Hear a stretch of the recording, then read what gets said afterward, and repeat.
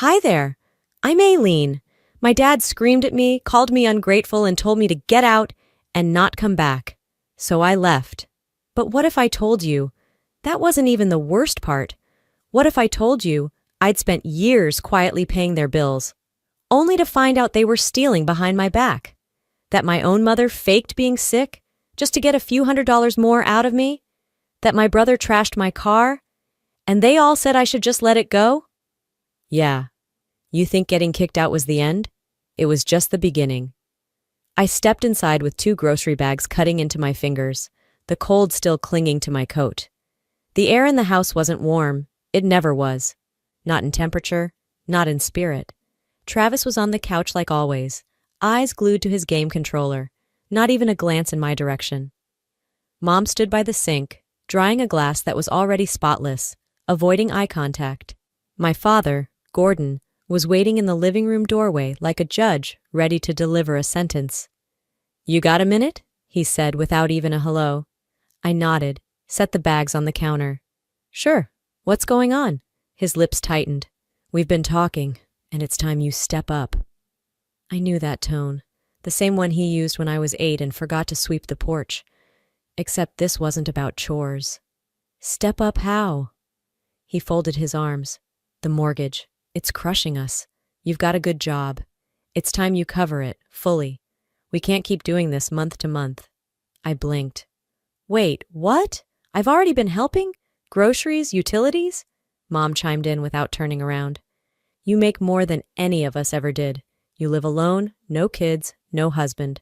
What are you spending it on anyway?" Travis snorted from the couch, probably on her new couch or yoga crap. I turned to him, jaw clenched. "Excuse me? You're always acting like you're better than us," he muttered, not looking away from the screen. "Maybe it's time you proved you're part of the family." I took a breath, trying to keep it together. I've been supporting this house in pieces for years. Mortgage? That's a huge step, and it's not something I agreed to. Dad stepped forward. "You're being selfish, Aileen. We raised you, fed you, gave you a roof. I was flipping burgers at 16 to buy my own textbooks," I snapped. He didn't flinch. "We expected more from you." I looked at each of them, Travis lounging like he owned the place, Mom acting like I was the stranger, Dad judging me like I was the failure. My chest was tight, but something in me shifted. I'd carried their weight for years, quietly, out of guilt, out of duty, but now they wanted my spine too. "No," I said simply. "What do you mean, no?" Dad's voice rose. "I'm not taking over the mortgage." There was a pause, then his face turned red. "You ungrateful little brat, get out, and don't come back." The room went still. I looked at him, then at Mom, her face unreadable, and Travis still pretending I didn't exist. I didn't cry, I didn't yell. I just grabbed my bag, turned, and walked out. The front door closed behind me like a judge's gavel. Cold air hit my face, but I welcomed it. He said I wasn't welcome anymore, but in that moment, I realized I'd never truly been. By the time I got back to my apartment, the sky had turned an ugly slate. I didn't turn on the lights, I didn't take off my coat. I just sank into the couch and stared at nothing while the silence settled thick around me. The grocery bags were still in the car. I couldn't care less. Let the milk spoil. Let the eggs freeze. I wasn't crying. I hadn't since my 20s. The ache didn't come out in tears. It sat in my jaw, in my fists, in the throbbing vein at my temple. My father's words kept replaying like a broken voicemail. "Ungrateful. Don't come back." Ungrateful. The word gnawed at something deep inside me. For years I paid the light bills when they couldn't. Covered the heating bill one winter when the furnace went out. Paid for Travis's rent after he got evicted. Not once, but twice. Never a thank you. Just silence. Or worse, expectation. Marla used to call it helping your family, but it never went both ways. They never once asked how I was doing. Not after my breakup. Not after I got laid off that one year. All they cared about was what I could provide. Like the time the mortgage hit 3 months behind. I paid it, quietly, so they wouldn't lose the house. No fanfare. No recognition. I wasn't doing it for praise, but I didn't expect to be treated like a burden either. And then there was that day in 2021. I'd refused to lie on a reference for Travis. He was applying for a management job he had no business landing. That same night, Gordon followed me into the garage. He stood there, arms crossed, said, "If you can't back up your brother, don't expect a piece of this house when I die." It wasn't even subtle. "You mean the house I've been helping you keep?" I asked. He didn't blink. Family loyalty isn't transactional. I remember choking on that. Loyalty? I'd been breaking my back to keep them afloat, and he was standing there like a king, threatening to erase me over one honest decision. I didn't speak for 2 weeks after that. Not out of fear, out of exhaustion. Tonight, as I sat in the dark, that memory came roaring back. The cold words, the shrug of entitlement. He threatened to cut me off, but all I ever wanted was to cut free. I didn't sleep much after that night. The next few days passed in a strange sort of haze. Work, coffee, a few half-eaten meals. My phone stayed silent, like everyone in that house had collectively agreed I no longer existed. That part was fine. I preferred the quiet over fake apologies. It was Wednesday morning when I noticed the alert from my banking app. Auto payment failed. I frowned. It was for the monthly transfer I used to send to my dad's account, the one labeled mortgage support. I had paused it after getting kicked out, but something about seeing the notification stirred something in me. I sat at my desk, half distracted from my spreadsheets, and opened the folder where I used to keep all the payment confirmations. The dates lined up, amounts steady. I had done my part, every single month. On my lunch break, I stepped outside and found a quiet bench in the office courtyard. I tapped in the number to the mortgage provider. Just curiosity, I told myself, just to confirm it was still being covered without me. A woman named Tanya picked up, polite and scripted. I gave her the address, said I used to help make payments. She pulled up the record. There was a pause. "I'm seeing multiple missed payments," she said gently. "Looks like the account has been delinquent for nearly 8 months. 8 months. I blinked. "I'm sorry, that can't be right. I sent money every month, thousands, directly to my father." She cleared her throat. "We've received partial amounts a couple of times, but nothing consistent. And not under your name." I didn't respond. My hands felt cold, even in the sunlight. I stared ahead at nothing, hearing the buzzing in my ears grow louder. They hadn't paid.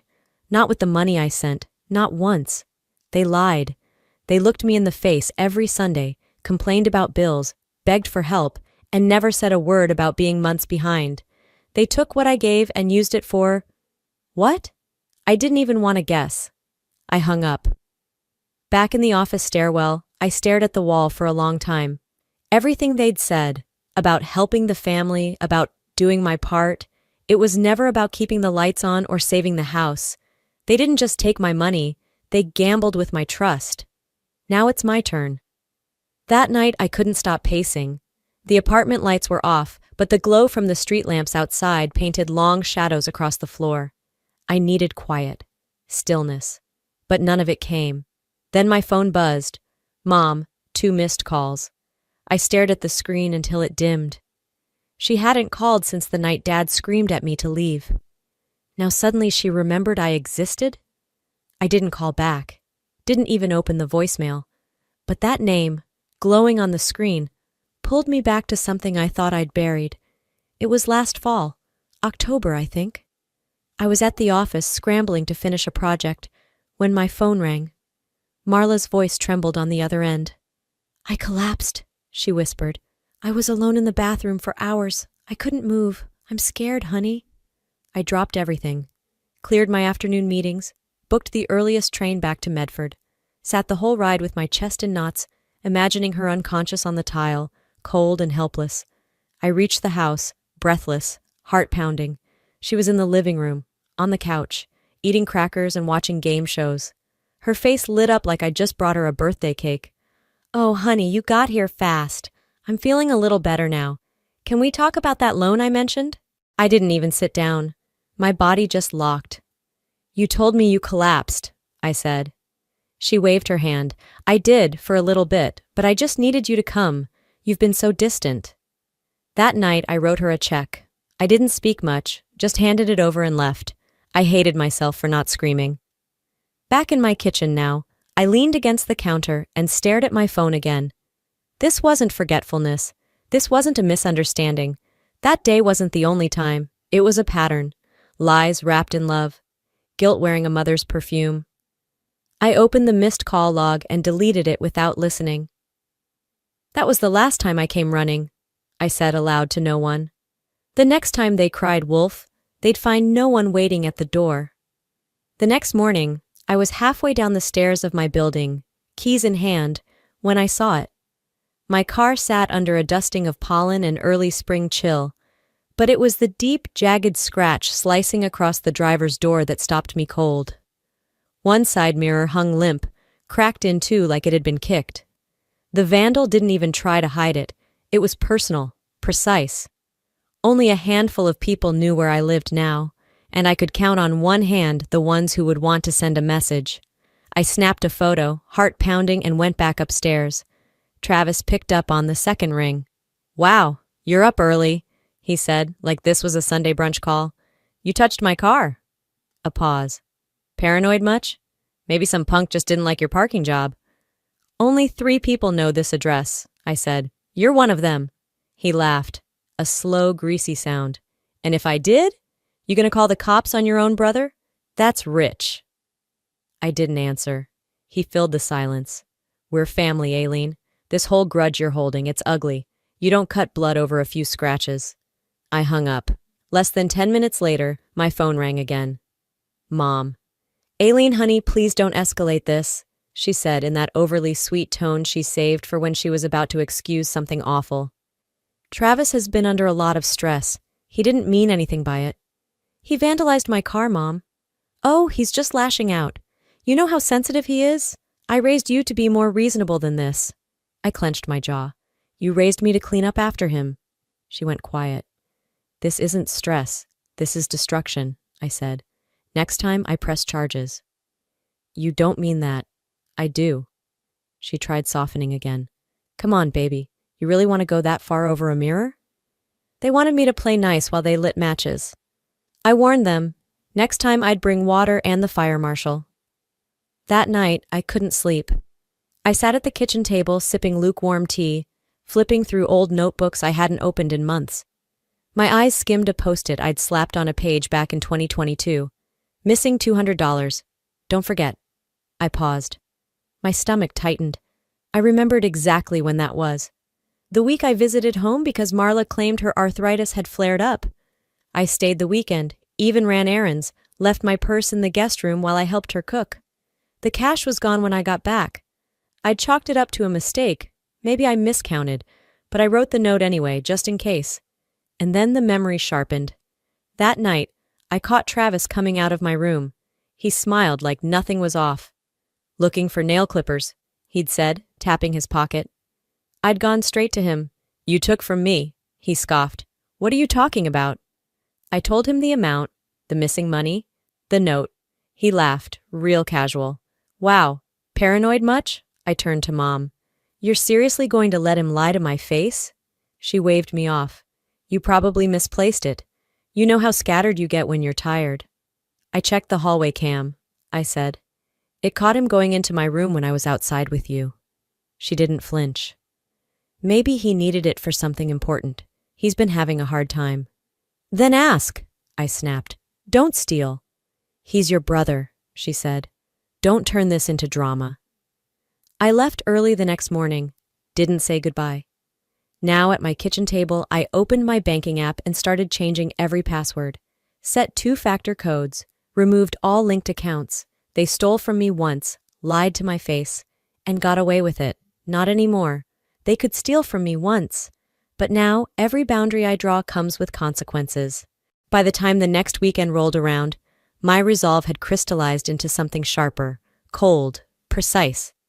So when Judith, the neighbor in Unit 3B, knocked on my door with an invitation to the HOA's monthly mixer, I didn't think much of it. "Come by," she said. "Light snacks, a few announcements, nothing heavy." I figured small talk and cheap wine might distract me. What I didn't expect was to walk into the community clubhouse and see my father standing at the front of the room, flipping through stapled papers like he was about to deliver a sermon. I froze mid-step. He didn't see me yet. Marla sat beside him, pretending to be modest with her eyes downcast and a faux shy smile. Travis leaned against the back wall, arms crossed, face unreadable. I thought about walking out, but Judith had already waved me in, smiling like she was proud to have dragged me there, so I stayed. The meeting opened with routine announcements, parking rules, landscaping updates. I stood near the back, arms folded, but then the mic passed to Gordon and everything changed. "I hate to bring up personal matters," he began, his voice rehearsed and dripping with pity. "But I think this community deserves transparency, especially when someone among us has taken advantage of trust, of family, and of kindness." Heads turned, my stomach clenched. "I have a daughter," he continued, "who many of you know. She's decided that family obligations don't matter anymore, that leaving her ill mother and struggling brother behind is justified if it helps her keep her hands clean. Some even say she took money meant for her brother's treatment, and never looked back." Gasps, whispers. My face burned, but I didn't flinch. Marla pressed a tissue to her nose like she was trying not to cry. Travis smirked. He looked at me then, daring me to explode. I didn't move, didn't shout, didn't give them the performance they were baiting. Instead, I took 3 slow steps forward. The room quieted like someone had cut the audio. I stopped a few feet from Gordon, locked eyes with him, and said calmly, "You just lit a match on everything you once had left." He blinked, lips parted, but I didn't give him time to answer. I turned and walked out. I didn't slam the door, didn't run. I let the silence follow me out, every step echoing louder than any lie he told. They wanted an audience. They'll get one, just not the kind they'll enjoy. I didn't sleep much those 4 nights.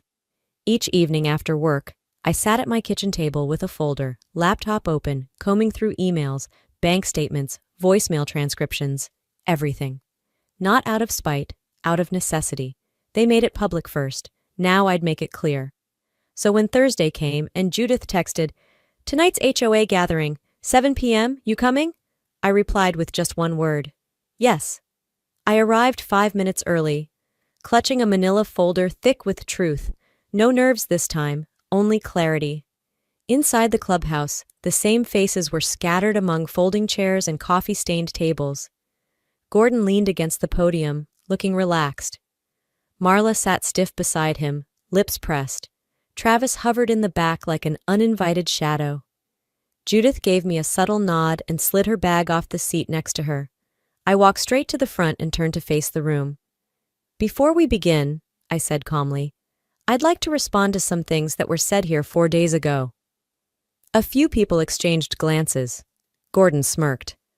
"I didn't come here to argue," I continued, pulling the folder open. "I came to clarify. With evidence." I lifted the first page. "Here are records of every transfer I've made to my parents' account over the last 5 years. Monthly payments, groceries, bills, over $68,000 in total." A few heads turned. A few murmurs rose. "These," I said, holding up printed screenshots, "are emails from Marla asking for help, sometimes calling me at 3 a.m. Next, I played a short clip from my phone. Travis's voice, unmistakable, laughing. "Yeah, I borrowed a little. What, you gonna call the cops on your own brother?" I let the silence settle before the final blow. "This is a mortgage delinquency notice," I said, holding it up. 8 months overdue, even though I sent money every single month. Ask yourself, where did it go? Gordon started to speak, but Judith raised a hand. Let her finish. I turned to the room. They weren't just ungrateful, they lied, they manipulated, and when I stopped playing along, they tried to bury me publicly. I turned back to Gordon. "You dragged my name through the mud in front of these people, but receipts don't lie." He opened his mouth again. The HOA chair cut in sharp. "Sir, I think you should sit down." Marla looked away. Travis shifted uncomfortably. Judith stood beside me. "We always knew who the steady one was." I nodded, swallowing the heat in my throat. "I didn't want this, but I won't be quiet anymore." I handed the folder to the HOA chair and walked out. Not broken, not bitter, just done. This wasn't revenge. This was exposure, and they brought it on themselves. The clubhouse door clicked shut behind me, and for the first time in months, I didn't feel like I had to look over my shoulder. The following days moved quietly. No surprise calls, no guilt-laced voicemails, just stillness. I didn't hear from the HOA, but I heard things. That Gordon lost his contract to manage the community's maintenance budget. That Travis left town. Needed a reset, someone said. Marla stopped showing up to Sunday services altogether. I didn't celebrate. There was nothing victorious about it. It was just air returning to my lungs. One Sunday morning, I slept in with the windows cracked open, the breeze making the blinds sway. My phone didn't ring. No alarms, no demands. I made eggs, ate them slow. Sipped coffee like time wasn't chasing me anymore. Later that afternoon, I walked to the old park near Charles River, the same place I'd go as a teenager when home felt too small and too loud. There I sat on a bench under a wide maple, watching ducks chase each other on the water. A little girl ran circles around her father while he held out a juice pouch. I smiled.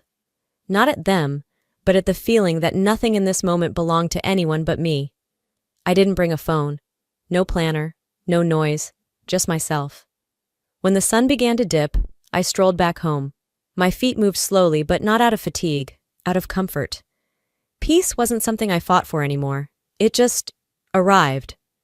Back at my apartment, I powered up my laptop to check emails. Near the bottom of my inbox, there it was. One unread message. Subject, "We're sorry." From Marla. I hovered for a beat, then clicked. The message wasn't long. A few lines. The kind of apology that tries to say, "Let's forget," without ever saying, "I was wrong." I read it once, then again. And I archived it. No reply needed. I leaned back, looked around my quiet apartment and whispered, more to myself than anyone else, "I forgive you, but from here, I live for me." Healing isn't loud. Sometimes it just sounds like your own footsteps, walking away for good. Looking back now, I don't carry hate in my chest.